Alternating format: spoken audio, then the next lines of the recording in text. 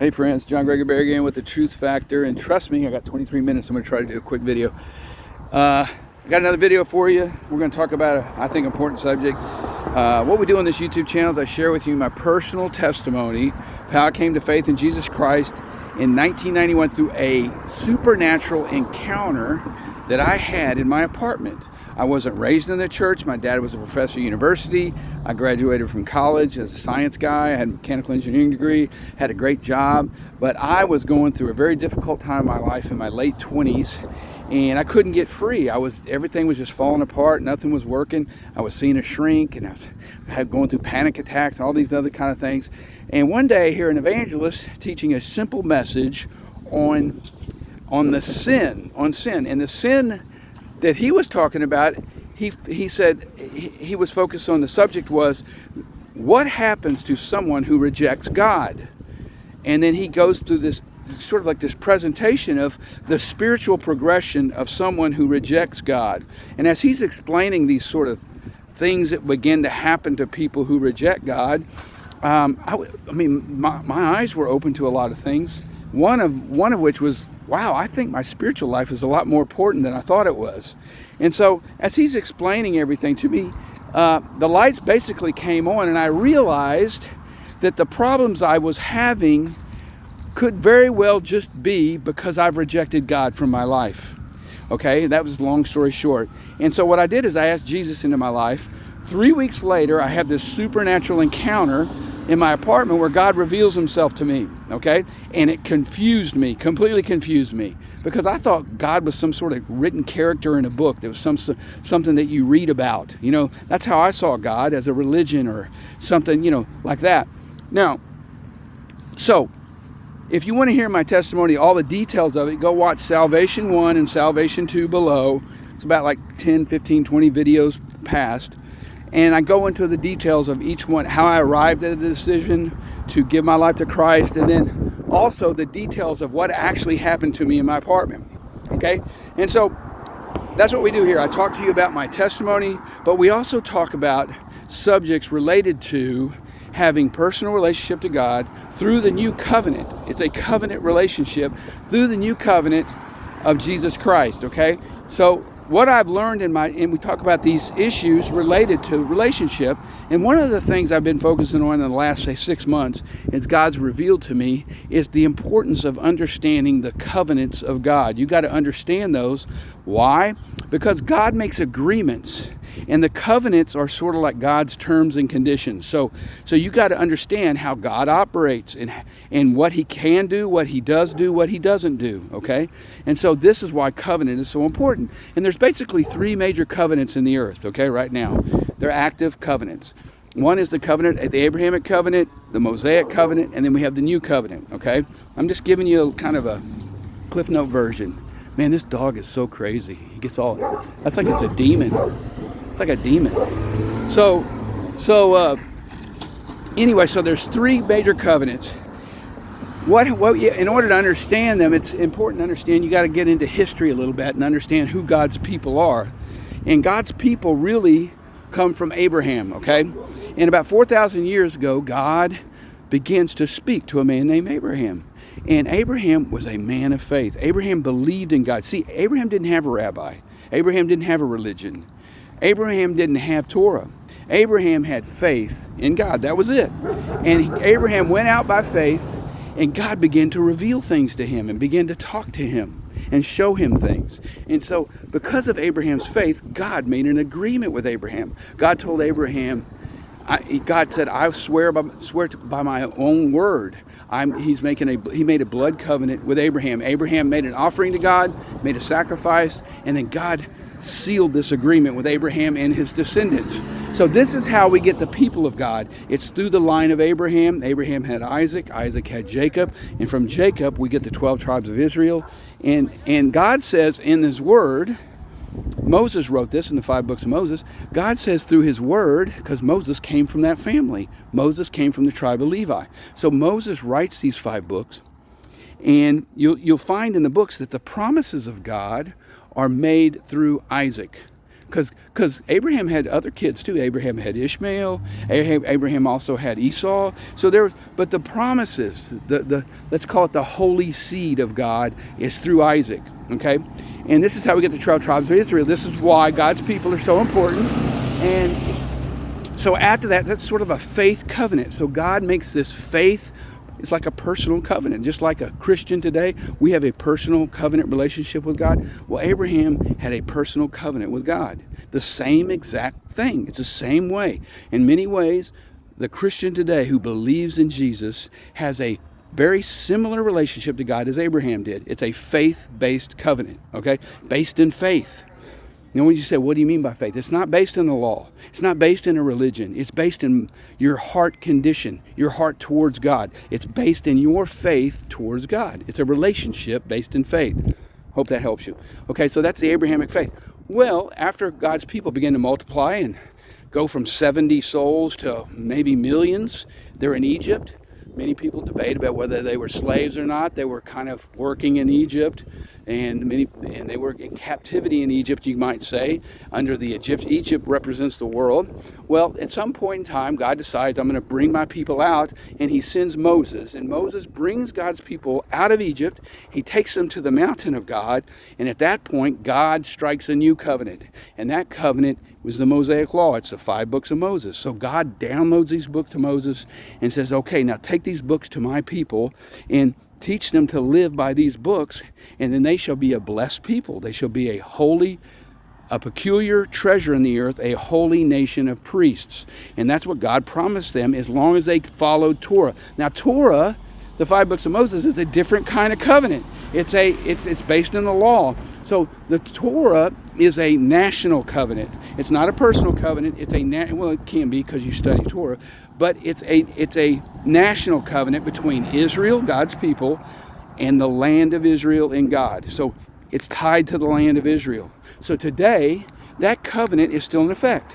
And because of the promises that God made, not only to Abraham, but to Isaac, but to Jacob, that land is forever tied to God and his people. And that's why there's all this problem over there.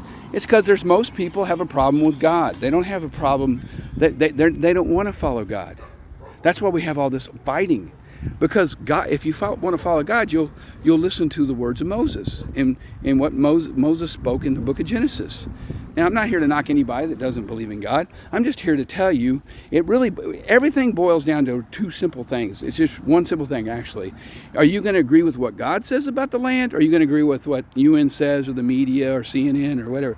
Are you going to believe all the people yakking about it? And that's why we have this problem. Nobody can come to any consensus because they're all like trying to judge Israel and judge. Well, they're not as moral as, say, the Palestinians. That's a much moral person there. So you can judge that all you want. The bottom line is God has a plan for that land, and whether you either agree with it or not. And that's why I don't comment too much other than, and I don't defend Israel necessarily. I see Israel's trying to do their best to follow God and abide in the land. But they got all these problems. And it's because people don't like them and because they want to get rid of them because this is the way it's been for thousands of years. Anyway, I don't know why I'm going off on that. Okay, so I wanted to talk to you briefly about Paul. Anyway, that's the Mosaic covenant. So you got the Abrahamic covenant, you got the Mosaic covenant, which is a national covenant between God, his people Israel, and it's tied to the land of Israel. And number 3 covenant is you got the new covenant. It's the covenant of Jesus Christ. Now, the covenant of Jesus Christ is not like the Mosaic law.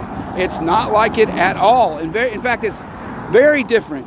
That doesn't mean as a Christian believer, I read the Torah, I read the Tanakh, I believe in the words of the Tanakh, but the covenant, the agreement, is not tied to any land. It's not tied to any group of people. It's tied, the new covenant is tied to whosoever places their faith in Messiah. God makes a covenant with them, just as God made a covenant with Abraham by faith. It's a faith covenant. So I would say that the new covenant and the Abrahamic faith covenant is very similar. It's just that as a Christian, we have the books. Now we have all the 5 books of the law. We have all the life of Moses and the life of Abraham. We also have a new covenant that functions sort of just as the Torah functioned as a guide for Israel when they lived during their dispensation. The new covenant is sort of a guide to Christian believers. It's a faith covenant, and it's the words of the new covenant that lead us into an understanding of who Jesus Christ is and what he has done for us. Okay? So what I want to talk to you today about, now, those are the covenants. Let's talk about Paul. I like YouTube. I listen to YouTube all the time. In fact, I get most of my news from YouTube. You got to be a little careful about things, though, because I always use multiple sources and then kind of discern between them all what maybe the truth is. But what you're going to find on YouTube, especially nowadays, you're going to find a lot of Muslims, and I'm not against Muslims. You're going to find a lot of Jews, a lot of Muslims speak against Paul. It's to the point where they're trying to erase Paul, like they're trying to erase him as an apostate. Okay, and I want to point out some facts to kind of show you how. I don't want to use any words that make them mad or anything, but it kind of show you how silly let's use a soft word, how silly it is, that argument is. It's like this. It's sort of like, first of all, let's back up. God, I had an encounter with God in my apartment. So my relationship to God is not like your relationship. It's different. Everybody has their own relationship to God. If you choose to, follow Jesus, you'll have your own unique relationship to God. Well, God's revealed things to me. It's a revelation. God has revealed things to me. Okay, well, those revelations that God gave me are not the same revelations that God, say, gave Paul, or God gave my friend Alex, or God gave my friend Sarah. They're not the same revelation. It's different because their revelation is from their relationship with God. Okay, so think about Paul. When Paul writes the new covenant and writes the epistles, he writes the epistles, all the writings of Paul. And we talk about Paul's, we're talking about Paul's gospel, okay? This is where they try to get Paul. Well, Paul's gospel is not the same as Jesus' gospel. Well, duh, of course it's not. Of course it's not. And so Paul, he's speaking as a Pharisee. First of all, he has a background as a Pharisee, but he's a born-again believer. So Paul is speaking from his testimony. So when you hear people criticize what Paul says and says it doesn't line up with the scriptures, and they'll say, well, these historians show there's no evidence that any of this happened and stuff.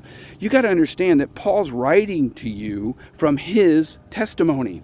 So of course, the historian that's trying to criticize Paul will not understand what Paul's saying. Of course, the rabbis today who read what Paul says and can't make sense of it, they can't make sense of it.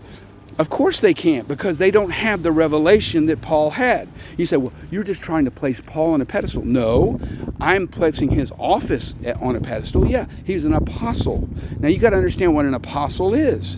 And one of the things that an apostle is someone who's chosen by God to fulfill a specific mission. And that's exactly what Paul was. Paul was an apostle to the Gentile nations. Paul, in fact, is instrumental in establishing the church outside of Israel. Paul's instrumental in it. And I believe that's why God picked Paul, because he had a Pharisee background. He understood the framework of the Torah, but and it's his knowledge of Torah and his knowledge of, his acumen, his mental acumen. He was perfect for the job. Not only was he born again, but he also had a training in dealing with issues related to administration and things like that. And Paul was perfect for that. But Paul was an apostle. He was chosen by God. Not only was he chosen, he was anointed by God to present the gospel to the Gentile nations and establish the church in the Gentile nations. And that was his purpose. And if you're not careful, you'll listen to all these historians criticize Paul, and you're like, that's silly. It's just sort of silly. They don't even acknowledge the fact that Paul's understanding of God is was he had revelations in heaven of God. He wrote about them. He said, can't tell if I was in the third heaven or second. He had revelations of God. God revealed things to him. So he's speaking from his testimony. So of course, Joe Blow, historian today, who criticizes Paul at how his gospel's message is not the same as Jesus. For one, it's not the same. Of course it's not the same. You got to remember, Jesus' gospel was to the Jews. The gospel of Jesus Christ is to the Jewish people, strictly to the Jews, to Israel. And so Jesus was speaking to Israel. That's who he was speaking his message to, Israel. Paul's message is to the Gentile nations. Okay, so of course it's going to be different. Not just because let's say the what do you call it? The crowd he's speaking to is different, but not only that, Jesus spoke. Most of the words of Jesus, not all, there's some words in there that he spoke after his resurrection. Jesus spoke prior to his resurrection. So his message was an earthly message to his people Israel. After his resurrection, he had a heavenly message to his church. So you get a little bit of that sprinkled in there after his resurrection. So the revelation is different. Not only that, all the original followers of Jesus prior to Christ's resurrection believed in Jesus. They were all Jews. They believed in Jesus. They heard the words of Jesus. But it was after the revelation after the resurrection, then the revelation of Jesus kicked into their lives, and they began to preach about the power of the resurrection because it was being revealed to them in process. So you could look at from after his crucifixion all the way up through the next 50 years, God was revealing things to people, okay? And they didn't match the Torah. Why? Because it was a new covenant. It's a new covenant. It's a New Testament. It's not the Old Covenant. Of course it's different. Okay, does that make any sense? Because you'll hear a lot of Jews say, well, his gospel is not according to Torah. Well, because it's a new covenant. He was trained in Torah, and he honored the Torah, but it's new. It's new. Just as it's sort of like saying, well, Abraham, what Moses said was completely outside of what Abraham taught us. Completely. That's completely. He's a heretic. No, Moses brought a new covenant at that time. It's a new covenant, just as Jesus brings a new covenant. Just as Paul, his message was not to Israel, but to the Gentiles. So his message is a little bit different, but the basics, the fundamentals are all the same about Jesus being crucified on the cross, his blood being shed, and it's through the blood of Jesus we are redeemed from the curse of the law, and it's through his resurrection we receive new life. That message never changed. That's why Paul was adamant about saying, don't contradict what I say. Not because he's saying he's better than anybody, but because he understands the details, all the fundamental details of the faith in Jesus Christ and the power of the gospel. Okay? That's what it was all about. So you can pick and choose and sit on the outside, and historians today, you listen to them today, they put on equal footing, they put the words of Paul and they put on equal footing of historians today. These people many of them aren't even Christian. So when you hear someone criticizing, just take it with a grain of salt, because they have no knowledge in the area of being born again. They have no knowledge in that area. That's why today many Jews, they read the New Covenant, they can't make sense out of it. It's because they don't have the revelation. It's a revelation covenant.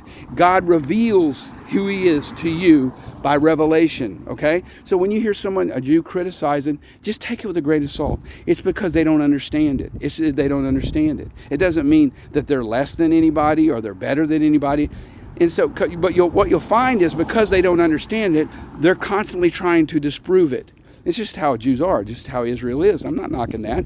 That's how Israel's always been. They've always had many sects within Judaism. They're all vying for their influence in the community. This is how they are. Now, I'm not knocking that, but just be aware of that, because Paul was a born-again Pharisee. Paul had revelation knowledge of who God is.